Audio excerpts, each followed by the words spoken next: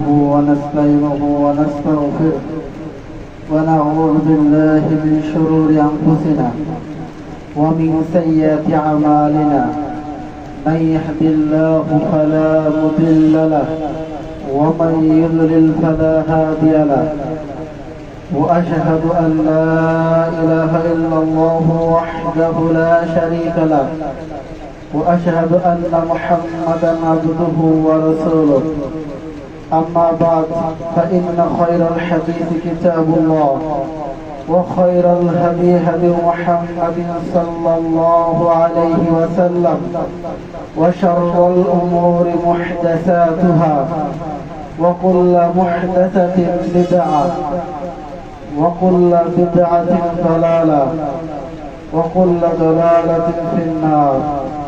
أما بعد أعوذ بالله من الشيطان الرجيم. بسم الله الرحمن الرحيم. إن عدة الشهور عند الله 12 شهرا في كتاب الله يوم خلق السماوات والأرض منها 4 حرم ذلك دين القيمة فلا تظلموا فيهن أنفسكم. আলহামদুলিল্লাহ, যাবতীয় প্রশংসা যাবতীয় গুণগান সেই মহান রব্বুল আলামিনের দরবারে, যে মহান রব্বুল আলামিন আমাদেরকে দীর্ঘ একটি সপ্তাহ পর জুমার সালাত আদায় করার জন্য এই মসজিদে আসার তৌফিক দান করেছেন। এই জন্য সকলে বলে আলহামদুলিল্লাহ। অতঃপর দরুদ ও সালাম বর্ষিত হোক মুহাম্মদ সাল্লাল্লাহু আলাইহি ওয়াসাল্লামের উপর, যে নবীর আদর্শকে বাস্তবায়ন করা আমাদের লক্ষ্য এবং উদ্দেশ্য। এই জন্য সকলে বলে আল্লাহুম্মা সাল্লি আলাইহি আল্লাহুম্মা বারিক আলাইহি। সম্মানিত সমবেত মুসল্লিবৃন্দ, আজকে আরবি মাসের বছরের প্রথম মাস, বছরের প্রথম মাসের প্রথম জুমা, মুহররম মাসের প্রথম জুমা। আজকে জুমার সংক্ষিপ্ত আলোচনার বিষয় মুহররম মাসের করণীয় বর্জনীয়। এ সম্পর্কে সংক্ষিপ্ত কিছু আলোচনা করার চেষ্টা করব ইনশাআল্লাহ তাআলা। যেমনিভাবে আমাদের বাংলায় 12টি মাস আছে, ইংরেজিতে 12টি মাস আছে, ঠিক তেমনি ভাবে আরবিতেও 12টি মাস গণনা করা হয়।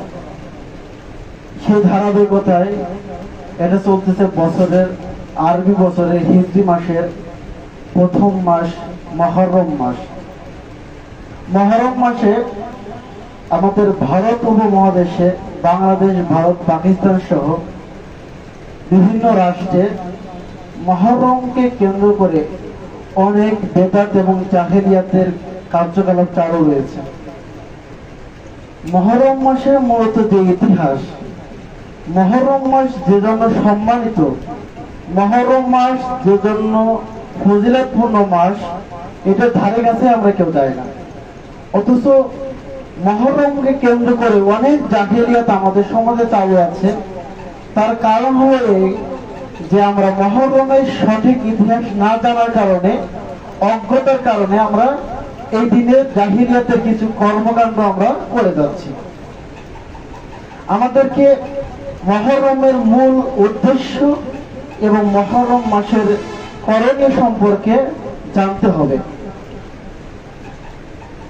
আল্লাহ সুবহানাহু ওয়া তাআলা বলেন, ইন্না ইদ্দাতাশ শুহুরি ইনদাল্লাহি 12। আমরা যে 12টি মাস গণনা করি, আরবি হোক, বাংলা হোক, ইংরেজি হোক, এই মাসটা মূলত আল্লাহ সুবহানাহু ওয়া তাআলাই গণনা করে দিয়েছেন।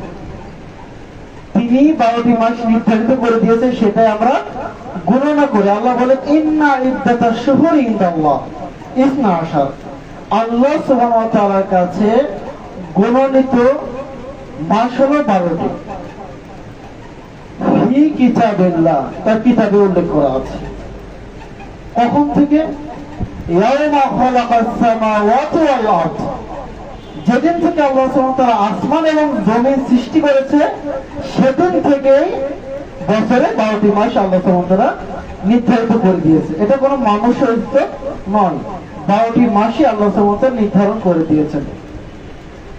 মিনহা আরবাতুন হুরুম, এর ভিতর থেকে 12টি মাসের ভিতর থেকে 4টি মাস হলো হারাম মাস। যালিকা দীনুল কাইয়িমা, যেটা আল্লাহ সুবহানাহু ওয়া তাআলা নির্ধারণ করে দিয়েছেন যে 12টি মাসের ভিতরে 4টি মাস হলো হারাম। হারাম বলতে আমরা সাধারণত যেটা মনে করি, যেটা আদায় করা বা যেটা করা উচিত নয়, হারাম মনে করি। যেমন কুকুরের গোশত, শুকরের গোশত খাওয়া হারাম, মদ খাওয়া হারাম, পাপ কাজ করা হারাম। তো এগুলো আমরা সাধারণত হারাম মনে করি। আবার আল্লাহ সুবহানাহু ওয়া তাআলা মাসকে হারাম করে দিল, আবার তিনি আমাদের বলতেছেন যে তোমাদের জন্য 12টি মাস নির্ধারণ করেছি।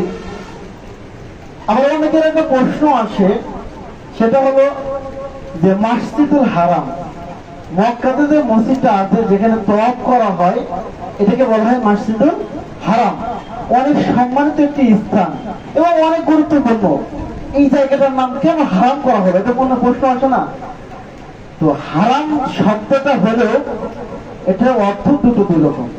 একটা হচ্ছে হারাম, যেটা আল্লাহ সুবহানাহু ওয়া তাআলা সীমাকে অতিক্রম করে, আল্লাহ এবং তার রাসূলের বিধান অতিক্রম করে কোনো কিছু করা, সেটা হচ্ছে হারাম পর্যায়ে চলে যায়। আল্লাহ নিষিদ্ধ কোনো কাজকে করা হারাম। কিন্তু আল্লাহ সুবহানাহু ওয়া তাআলা এই অর্থটাকে অন্য একটা দিকে যদি নিয়ে যায়, সেটা তো সম্মানিত। যেমন মসজিদুল হারাম মানে সম্মানিত মসজিদ, এটা হচ্ছে হারাম।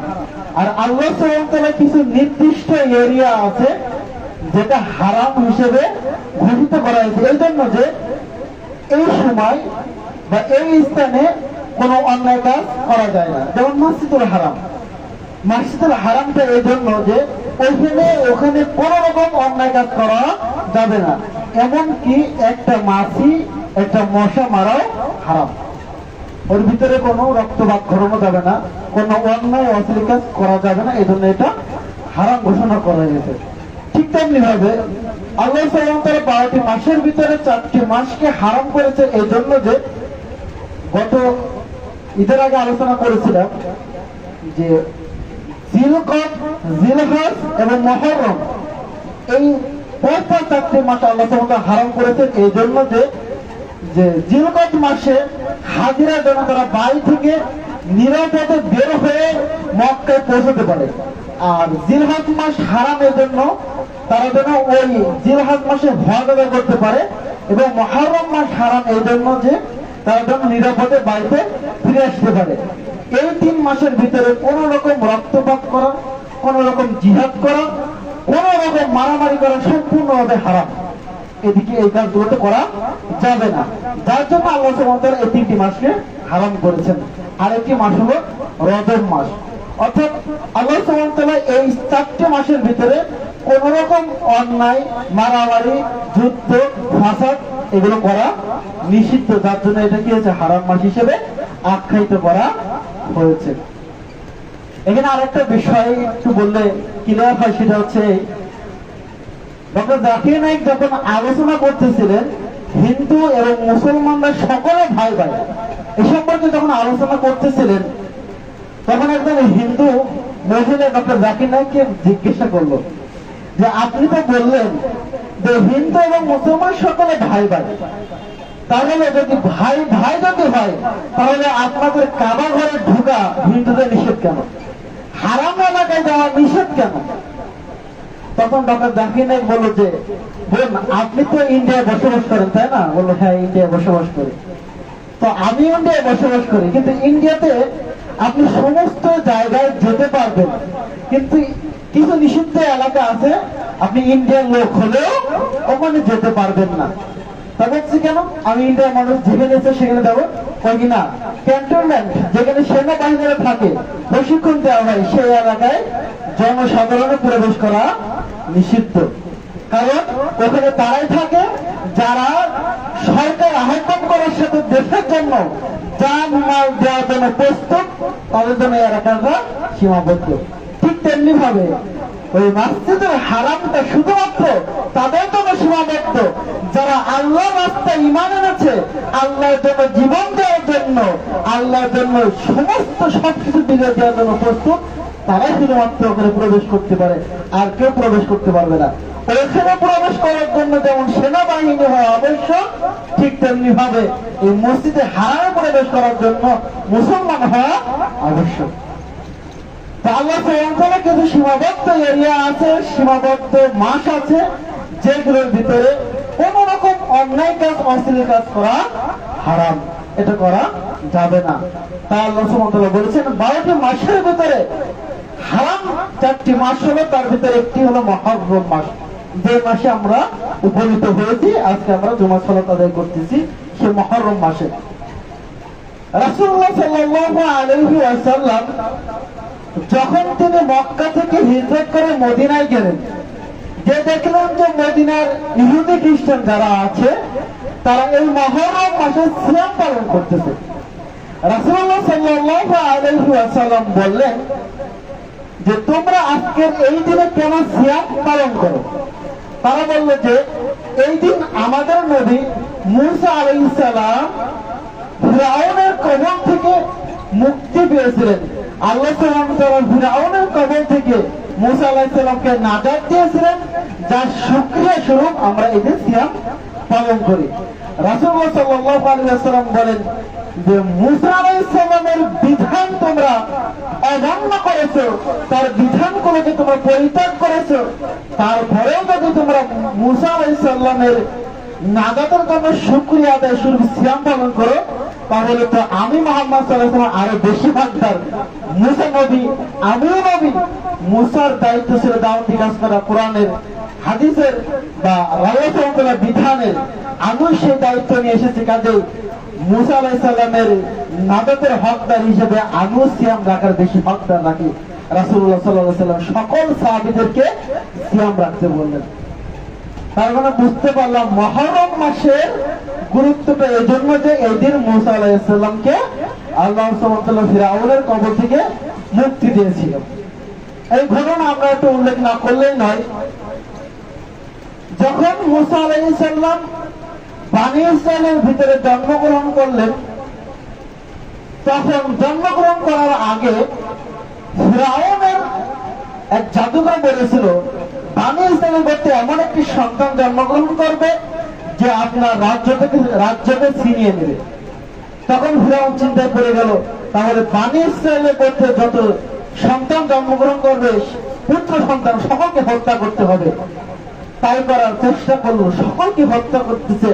এই সময় মূসা আলাইহিস সালাম দুনিয়ায় আসলেন। মূসা আলাইহিস সালামের মা তাকে একটি কাঠের বাক্সে করে সমুদ্রে ভাসিয়ে দিলেন, যেটা গিয়ে আসিয়া আলাইহিস সালামের কাছে পড়লো। আসিয়া আলাইহিস সালাম তাকে নিয়ে গেলেন, নিয়ে মূসা আলাইহিস সালামের কাছে লালিত পালিত করলেন। অনেক লম্বা ঘটনা। এক পর্যায়ে মূসা আলাইহিস সালাম বড় হলেন, দাওয়াতি কাজ করলেন।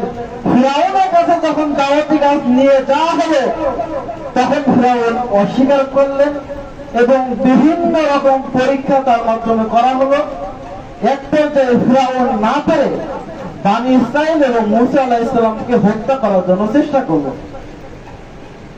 যখন বনী ইসরাইল এবং মূসা আলাইহিস সালামকে হত্যা করার জন্য ফিরআউন লিপ্ত হলো, তখন ফিরআউন যখন তার দলবল নিয়ে রাত্রেবেলা মূসা আলাইহিস সালামকে হত্যা করার জন্য বের হলেন, আল্লাহর নির্দেশে মূসা আলাইহিস সালাম বনী ইসরাইলদেরকে নিয়ে এলাকা ত্যাগ করে চলে যাচ্ছেন। এই সময় ফিরআউন তার দলবল নিয়ে মূসা আলাইহিস সালামের পিছন নিল। যখন মূসা আলাইহিস সালাম এবং বনী ইসরাইলের দলবল যখন সমুদ্রের তীরে নীল নদের কাছে যখন পৌঁছালেন, যে দেখলেন তারা বন্দী হয়ে গেছে। সামনে সমুদ্র, পিছনে ফিরআউনের দলবল।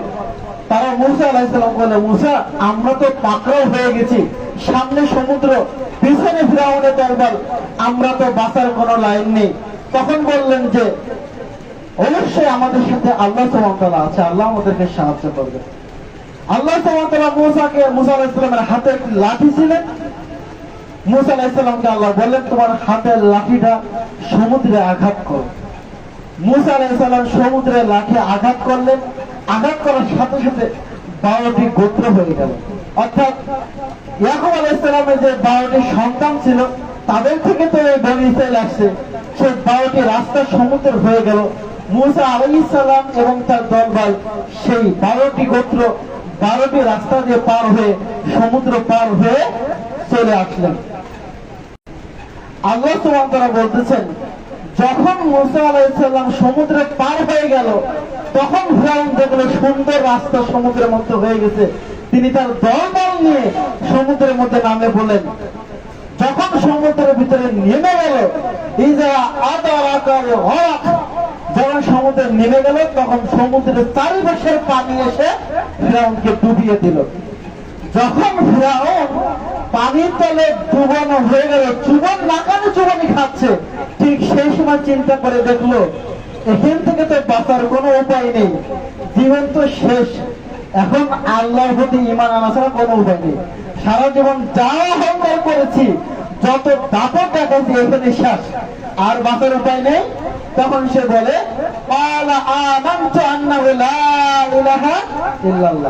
তখন সে বলতেছে, আমি আল্লাহর প্রতি ঈমান আনলাম। কোন আল্লাহ? ইল্লাল্লাযীনা আমানাত বিহি বানু ইসরাঈল।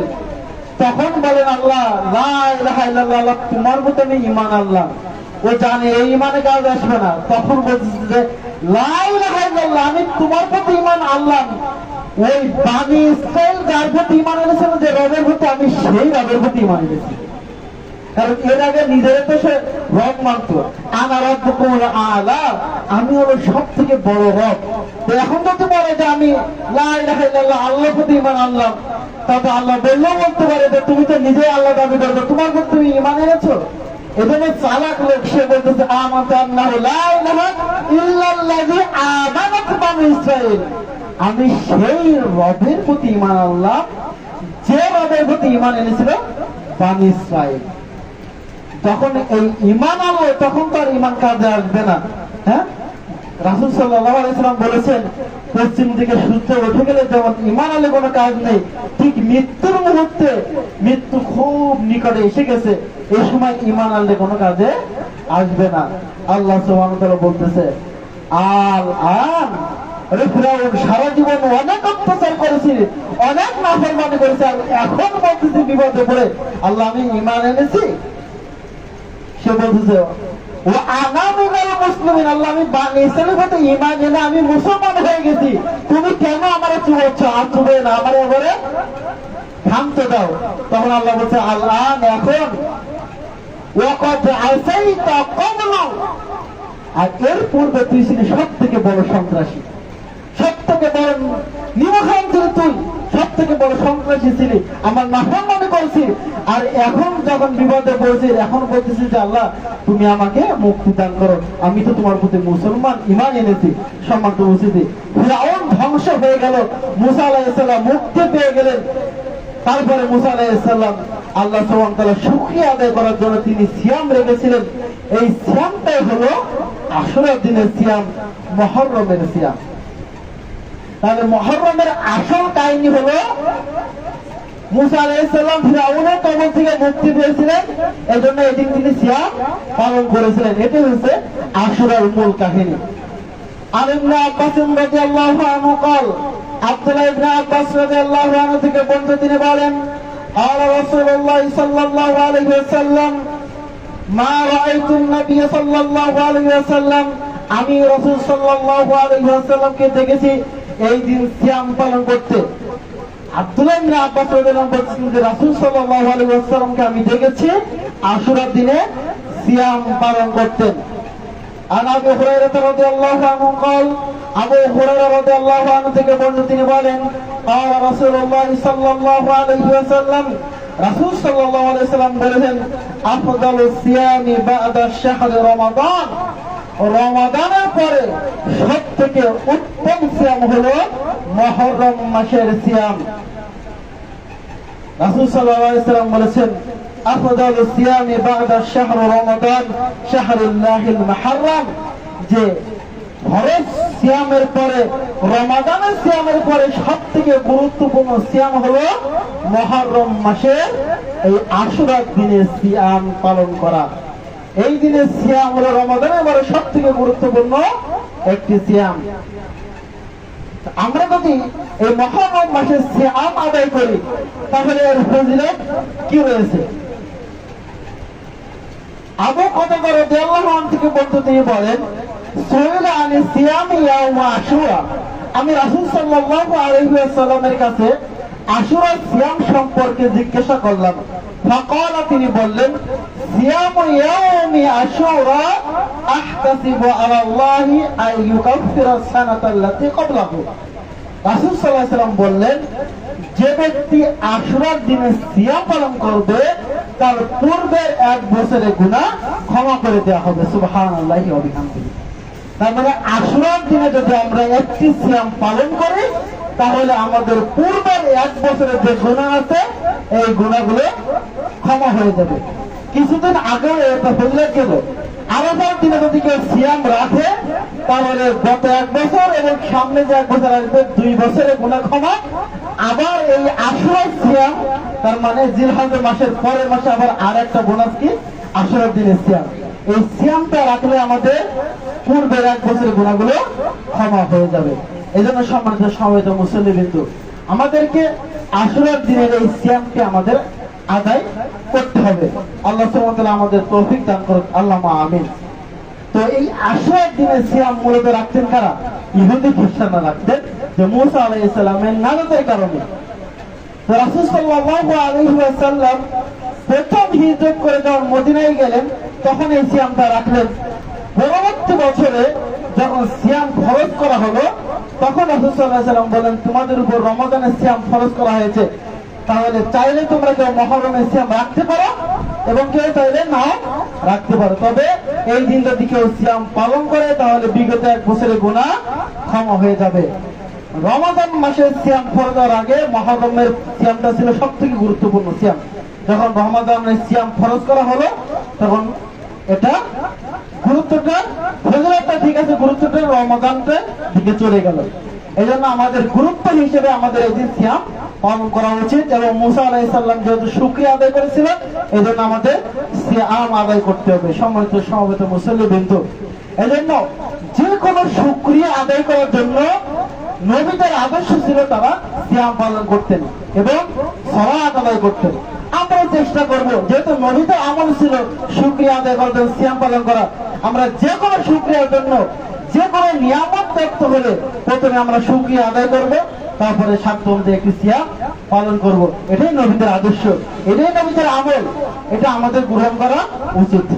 সম্মানিত উপস্থিতি, রাসূলুল্লাহ সাল্লাল্লাহু আলাইহি ওয়াসাল্লাম বলেছেন যে তোমাদের কোন কাজ এবং তোমাদের কোন ইবাদত যেন ইহুদি খ্রিস্টানদের সাথে মিলে না যায়।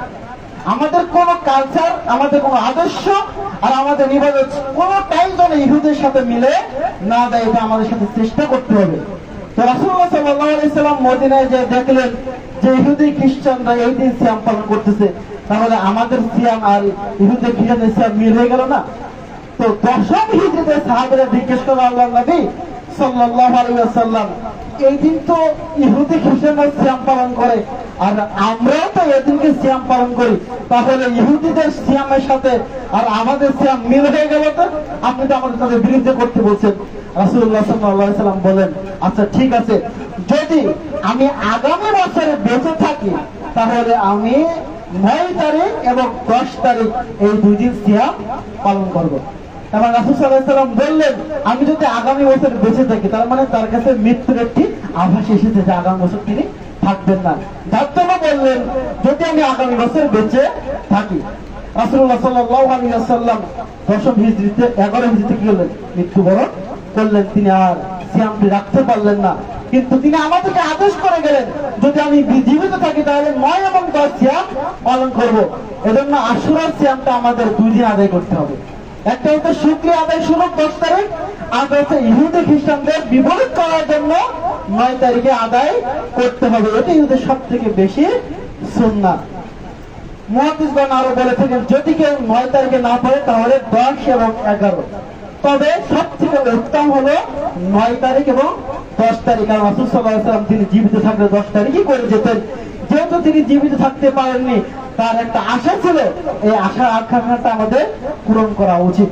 এজন্য সম্মানিত মসজিদের মুসলিম আপনাদেরকে আহ্বান করবো, সম্ভবত আগামী 17 তারিখে 10 মহররম, যদি আমার ভুল না হয় আগামী 17 তারিখে আপনারা 16 এবং 17 এই 2 দিন, অর্থাৎ আরবি মাসের মহররমের 9 এবং 10 এই 2 দিন সিয়াম আদায় করার চেষ্টা করবেন ইনশাআল্লাহ। আল্লাহ সুবহানাহু ওয়া তাআলা আমাদের বোঝার তৌফিক দান করুন, আল্লাহুম্মা আমিন।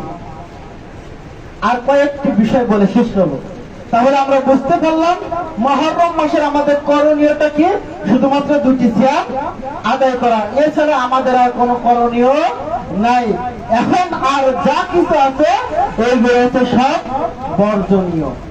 সেটা হলো এই, আমরা আমাদের বাঙালি যারা আছে, আমরা বাংলাদেশের পত্রিকাগুলো হোক, টিভি চ্যানেলগুলো হোক, রেডিও হোক, সবগুলোতে মুহররম মাসকে কেন্দ্র করে যে ঘটনাটা বর্ণনা করা হয় সেটা হচ্ছে হুসাইন রাদিয়াল্লাহু আনহু যে কারবালায় শহীদ হয়েছিলেন, এটাকে কেন্দ্র করে প্রচার করা হয় এবং এদিনকে ছুটি ঘোষণা করা হয় যে এদিন যে হুসাইন রাদিয়াল্লাহু আনহু কারবালার ময়দানে শহীদ হয়েছিলেন, যার কারণে আমাদের এই দিন শোক দিবস হিসেবে পালন করতে হয়।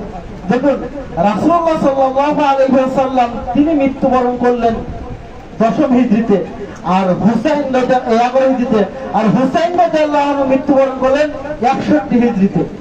তাহলে রাসূল সাল্লাল্লাহু আলাইহি ওয়াসাল্লামের মৃত্যুর 50 বছর পরে হুসাইন রাদিয়াল্লাহু আনহু কি করলেন, মৃত্যুবরণ করলেন। এভাবে 11 আর এভাবে 61, 50 বছর পরে হুসাইন রাদিয়াল্লাহু আনহু কারবালায় শহীদ হলেন।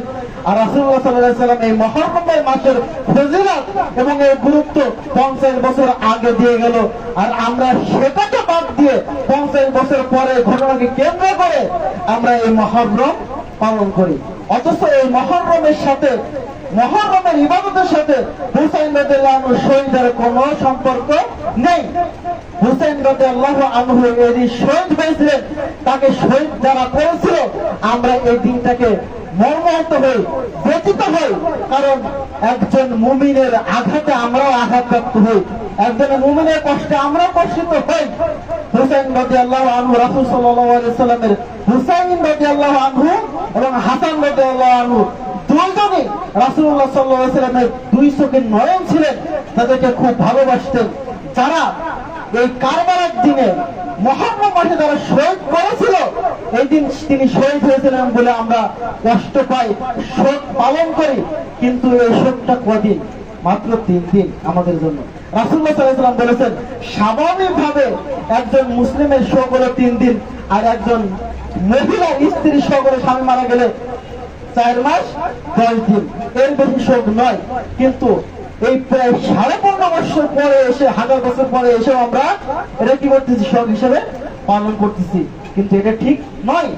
আমরা দোয়া করে হুসাইন রাদিয়াল্লাহু আনহু যারা শহীদ করেছিল, আল্লাহ সুবহানাহু ওয়া তাআলা তাদের কর্ম অনুযায়ী তাদের ফল দিক, কর্ম অনুযায়ী তাদের হিসাব নেই। কিন্তু আমরা বদদোয়া করবো না, কারণ এর ভিতরে কিছু সাহাবীরাও ছিল এবং কিছু তাবেও ছিল, যার জন্য আমরা তাদের জন্য বদদোয়া করতে পারি না। অন্যায় ভাবে সেই শিয়াদের মতন, রাফিদের মতন, সুন্নিদের মতন গালিগালাটা করতে পারি না। দেখবেন যে মুহররম মাস আসলে এক শ্রেণীর সুন্নি তারা মুয়াবিয়াকে গালি দেওয়া শুরু করে, ইয়াজিদকে অন্যায় ভাবে গালি দেয়, আরো অন্যায় জঘন্যতম কাজ তারা এই দিন করে, অথচ এগুলো করা উচিত নয়। সম্মানিত সমবেত মুসল্লিবৃন্দ, এই মুহররম মাসকে কেন্দ্র করে শিয়া, রাফিজি, খারেজি এবং এক ধরনের সুন্নি তারা অনেক জাহিলিয়াত কাজ যেগুলো সমাজে করে, এগুলো থেকে আমাদের বিরত থাকতে হবে। তার ভিতরে একটি কাজ তারা করে, সেটা হলো তাদের মধ্যে একটি কাজ, সেটা করে যে এই দিন হুসাইন রাদিয়াল্লাহু আনহুর একটি তাজিয়া বানায়, অর্থাৎ একটা কবর বানায়, একটা রূপক কবর তৈরি করে, বোঝায় যে এর ভিতরে হুসাইন রাদিয়াল্লাহু আনহু আছে। এই কবরটা তার ঘাড়ে নিয়ে তার রাস্তাতে মিছিল করে এবং হাই হাসান করে সমস্ত গায়ে বুলেট দিয়ে আঘাত করে এবং শোক পালন করে, অথচ এটা উচিত নয়। দেখুন, যদি আমরা ইতিহাস ঘাটি, তাহলে ইতিহাস সাক্ষ্য প্রদান করে যে হুসাইন রাদিয়াল্লাহু আনহুকে যারা শহীদ করেছিল তারা মূলত ছিল শিয়া। এই শিয়া গোষ্ঠীরাই খারেজিরা হুসাইন রাদিয়াল্লাহু আনহুকে শহীদ করেছিলেন এবং আলী রাদিয়াল্লাহু আনহুকে তারা শহীদ করেছিলেন। একবার হজের সময় এই ইরাক থেকে একজন লোক এসে আব্দুল্লাহ ইবনে ওমর রাদিয়াল্লাহু আনহু জিজ্ঞেস করতেছে, আচ্ছা একটা মশা বা মাছিকে হত্যা করা কি জায়েজ আছে? মশা বা মাছিকে হত্যা করা জায়েজ আছে কিনা এই প্রশ্ন করতেছে। তখন আব্দুল্লাহ ইবনে ওমর বলছে, তোমার বাড়ি কোথায়? বললো ইরাক। তিনি বললেন, দেখো ইরাক থেকে এসে আমাকে প্রশ্ন করতেছে একটা মশা মাছিকে হত্যা করা যাবে কিনা, অথচ ইরাই হুসাইন রাদিয়াল্লাহু আনহুকে কারবালার ময়দানে শহীদ করেছিল। এই শিয়া গোষ্ঠী আর ইরাই আজকে বিধান শুনতেছে মশা হত্যা করা যাবে কিনা। রাসূল সাল্লাল্লাহু আলাইহি ওয়াসাল্লামের নাতিকে হত্যা করতে যায় তারা একটু তাদের অন্তর কাঁদে নাই, আর মশা হত্যা করা যাবে কিনা এই বিধান তারা জানতে যাচ্ছে। এই শিয়ারা আলী রাদিয়াল্লাহু আনহুকে ফজরের সালাত আদায় করতে যাওয়ার সময় রাস্তায় হত্যা করেছিল। এই শিয়া গোষ্ঠী, এই শিয়ারাই হুসাইন রাদিয়াল্লাহু আনহুকে ডেকে নিয়ে যে কারবালার ময়দানে শহীদ করেছিল।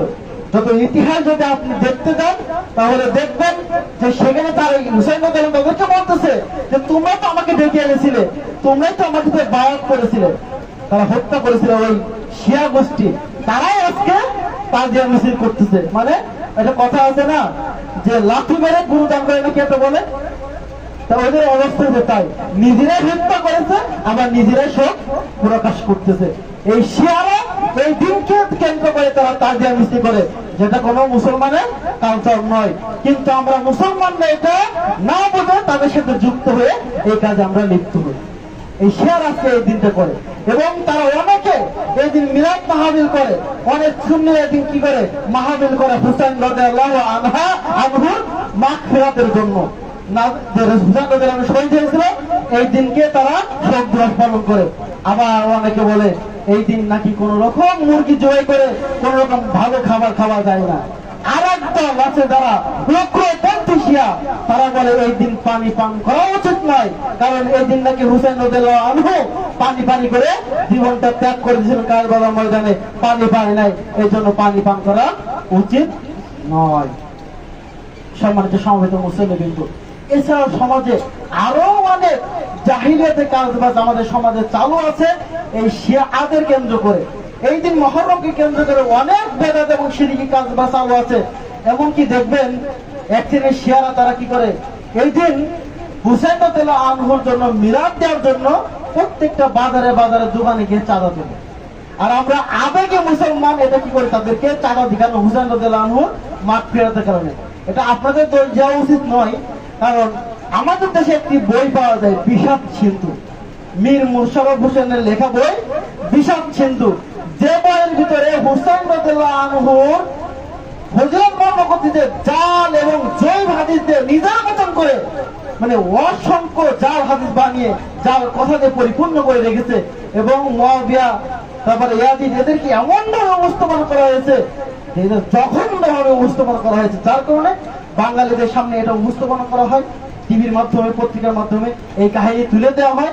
যার জন্য আমাদের মূল তো ইতিহাস কারবালার যে মূল কাহিনী এটা তো আমরা জানিও না, জানার চেষ্টা করি না।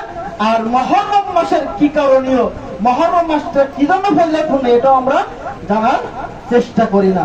অথচ মুহররম মাসের ফজিলতটা হলো এই দিন মুসা আলাইহিস সালাম আল্লাহ সুবহানাহু ওয়া তাআলা তাকে ফিরআউনের কবল থেকে মুক্তি দিয়েছিল, যার জন্য তিনি এই দিন সিয়াম পালন করেছিলেন। এটাই হচ্ছে মূলত মুহররমের করণীয়।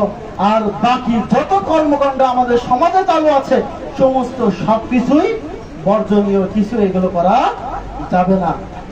আর যদি আপনাদের কাছে কেউ চাঁদা তোলার জন্য আসে, হুসাইন রাদিয়াল্লাহু আনহুর জন্য মিলাদ মাহফিল করবে এগুলোর জন্য কখনো চাঁদা দিবেন না।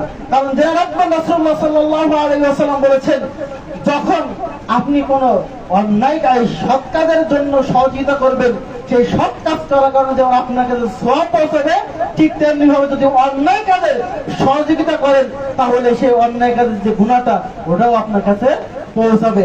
এর জন্য দান করার সময় সর্বদা সবসময় চিন্তা করবেন, সতর্ক থাকবেন যে আপনার দানটা কোথায় করতেছেন।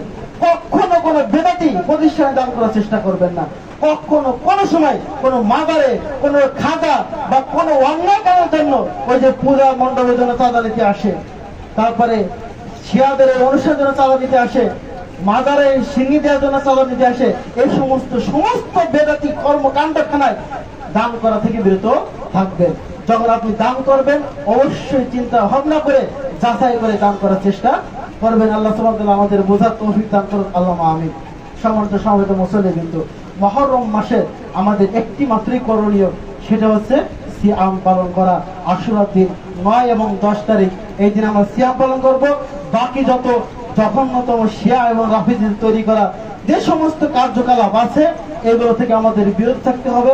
সাহাবীদেরকে গালিগালাজ করা থেকে বিরত থাকতে হবে এবং সাহাবীদের উপর ভালো ধারণা রাখতে হবে এবং যারা হুসাইন রাদিয়াল্লাহু আনহুকে শহীদ করেছিল তাদেরকে গালিগালাজ না করে আল্লাহর উপর ছেড়ে দিতে হবে। আল্লাহ সুবহানাহু ওয়া তাআলা তাদের কর্ম অনুযায়ী তাদের বিচার করবেন। এর বাইরে